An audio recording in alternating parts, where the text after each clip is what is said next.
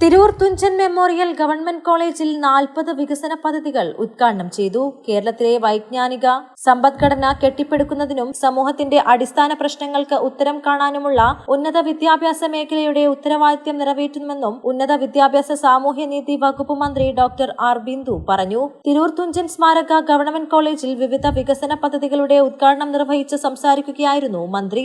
ഉന്നത വിദ്യാഭ്യാസ മേഖലയ്ക്ക് പ്രത്യേകമായി വകുപ്പുകളുണ്ടാക്കി കേരളത്തെ ഉന്നത വിദ്യാഭ്യാസ ഹബ്ബാക്കി മാറ്റാൻ പ്രയത്നിക്കുന്ന സർക്കാരാണ് നിലവിലുള്ളതെന്നും വിദ്യാർത്ഥികളുടെ സർവ്വ വികസനത്തിനാണ് ലക്ഷ്യം വെക്കുന്നതെന്നും മന്ത്രി പറഞ്ഞു.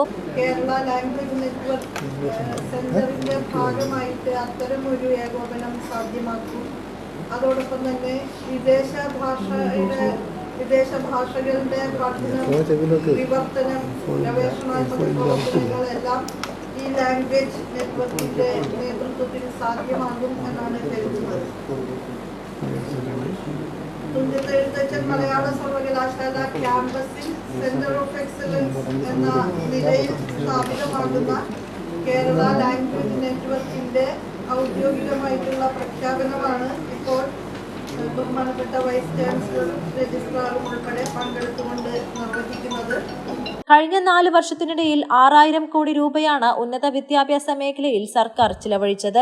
അക്കാദമികവും ഭൗതികവുമായ മാറ്റങ്ങൾ ഈ മേഖലയുടെ മാറുന്ന മുഖമാണ് കാണിക്കുന്നത്. കേരളത്തിലെ സർവകലാശാലകളും പൊതുകലാലയങ്ങൾ ഉൾപ്പെടെയുള്ളവയും ദേശീയ അംഗീകാരത്തിൽ മുന്നിലാണ്. നാക്ക് A+ ഗ്രേഡുള്ള 116 കോളേജുകളാണ് നമുക്കുള്ളത്.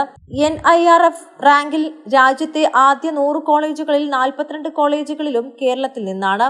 തൊഴിലും വിദ്യാഭ്യാസവും തമ്മിലുള്ള അന്തരം കുറയ്ക്കുക എന്ന ലക്ഷ്യത്തോടെ നൈപുണ്യ വികസനത്തിനും ഗവേഷണത്തിനും ഊന്നൽ നൽകുന്ന രീതിയിൽ കരിക്കുലം പരിഷ്കരിച്ച് വിജയകരമായ രീതിയിൽ മുന്നോട്ടു പോകുന്നു. വിദ്യാർത്ഥികളുടെ നൂതന ആശയങ്ങൾക്ക് 5 മുതൽ 25 ലക്ഷം വരെ സാമൂഹികവും സാമ്പത്തികവുമായി പിന്നോക്കം നിൽക്കുന്ന മിടുക്കരായ 1000 വിദ്യാർത്ഥികൾക്ക് മുഖ്യമന്ത്രിയുടെ സ്കോളർഷിപ്പും നൽകിയിരുന്നു. ഇവയെല്ലാം ഉന്നത വിദ്യാഭ്യാസ മേഖലയെ ശാക്തീകരിക്കുന്നതിനായെന്നും മന്ത്രി പറഞ്ഞു. തിരൂർ തുഞ്ചൻ കോളേജിൽ ലിഫ്റ്റ്, ലോബി, പടിപ്പുര, എഴുത്തച്ഛൻ സ്മാരകം, parking space, seminar hall, telescope room എന്നിവയുൾപ്പെടെ 2.95 കോടി രൂപയുടെ 40 വികസന പദ്ധതികളാണ് മന്ത്രി ഉദ്ഘാടനം ചെയ്തത്.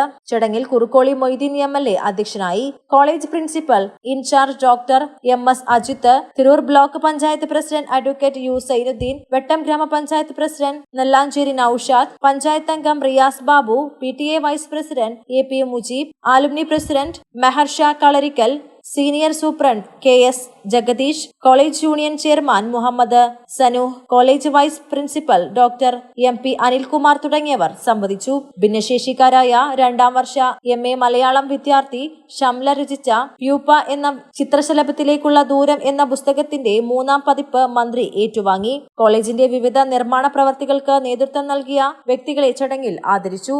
മലബാർ ടൈംസ്, തിരൂർ.